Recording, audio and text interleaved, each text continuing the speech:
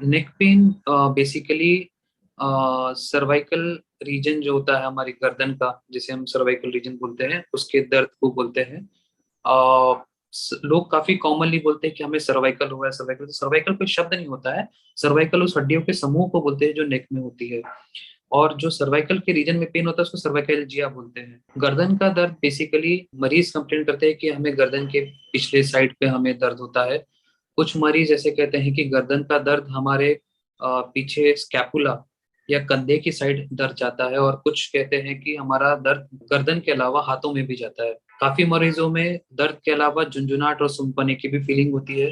जब ये cervical disc disease बढ़ जाती है, तब हाथों में कमजोरी, जिसे हम माइलोपैथी कहते हैं, हाथों में कमजोरी भी आने लगती है, चलने का बैलेंस भी बिगड़ने लगता है, और रोजमर्रा के काम करने में भी दिक्कत आती है।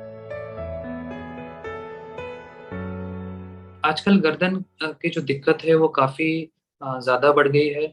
मेन रीजन इसका ये है कि सबका लॉन्ग सिटिंग जॉब है और लैपटॉप बेस्ड वर्क है काफी। सो जो लोग सिटिंग वर्क में होते हैं उनमें ये डिजीज बहुत कॉमनली होती है। बल्कि एक नया शब्द आजकल प्रेवलेंट हुआ है जिसे कहते हैं टेक्स्ट नेक सिंड्रोम, कि ज्यादा मोबाइल के यूसेज या कंप्यूटर या इलेक्ट्रॉनिक डिवाइस के यूसेज में आप टेक्स्ट करते हुए आपकी नेक हमेशा ऐसी मुड़ी रहती है।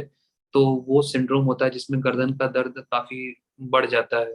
ये काफी कॉमन हो गया है। अगर कम उम्र के लोगों में देखा जा रहा है तो मोस्टली ये डिस्क के कारण होता है, और अगर ज्यादा उम्र के लोगों में देखा जा रहा है तो मोस्टली वो डिजेनरेटिव प्रोसेस, जिसमें हड्डियों का बढ़ना या फिर लिगामेंट का हाइपरट्रोफी होना, उसके कारण होता है।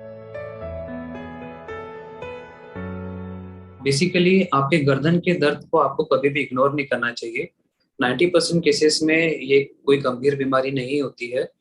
पर कुछ केसेस में अगर गर्दन का दर्द 2-3 महीने से ज्यादा बना रहता है, या अगर मरीज इम्यूनो कॉम्प्रोमाइज हो, यानी कि उसे प्रीवियस कैंसर हुआ हो, या फिर वो कोई थेरेपी पे हो, या फिर आपके स्टेरॉइड लॉन्ग टर्म ट्रीटमेंट चला हो, या मरीज की उम्र काफी ज्यादा हो, ये सब कंडीशंस में हो सकता है कि ट्यूमर के चांसेस हो।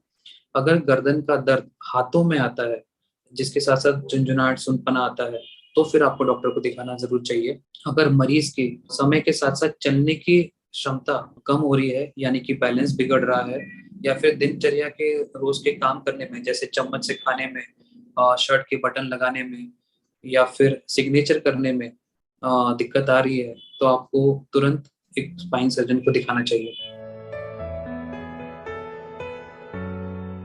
तो मोर देन 90% लोगों में चीजें सीरियस नहीं होती है। सबसे पहले आपके नजदीकी स्पाइन सर्जन को दिखाएं। अगर उन्हें लगता है कि आपको एक्सरे या एमआरआई की जरूरत है, तो वो एक्सरे और एमआरआई करा के देखते हैं। और अगर दर्द सिर्फ गर्दन तक बना हुआ है और सिम्टम्स ज्यादा नहीं है, तो mostly physiotherapy, pain killers, pain killer spray, muscle relaxants, यही एडवाइस किया जाता है। और उसमें ऑलमोस्ट सारे मरीजों को आराम मिल जाता है। मोर देन 90% जो दिक्कतें उभरती है वो हमारे मसल्स के कारण ही उभरती है, और काफी कॉज नॉन स्पेसिफिक होता है। तो सबसे पहले एक अपने विटामिन लेवल चेक्ड हो कि विटामिन लेवल प्रॉपर है कि नहीं। और रही बात मस्कुलर प्रॉब्लम की, तो उसके लिए रेगुलर एक्सरसाइजेस, नेक की एक्सरसाइजेस आपके नियरेस्ट फिजियोथेरेपिस्ट से सीख सकते हैं, और वो कर सकते हैं। दिनचर्या में रेगुलर योगा करने की कोशिश करें। उसमें भी काफी नेक की एक्सरसाइजेस है जिससे आपको फायदा मिलता है।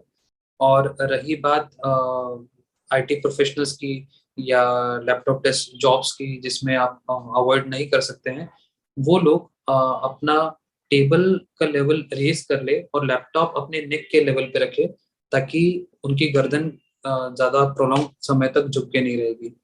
और अगर लंबे समय तक आपका बैठने का जॉब है, तो वैसे ही हर घंटे में करीब करीब 5 मिनट का ब्रेक ले।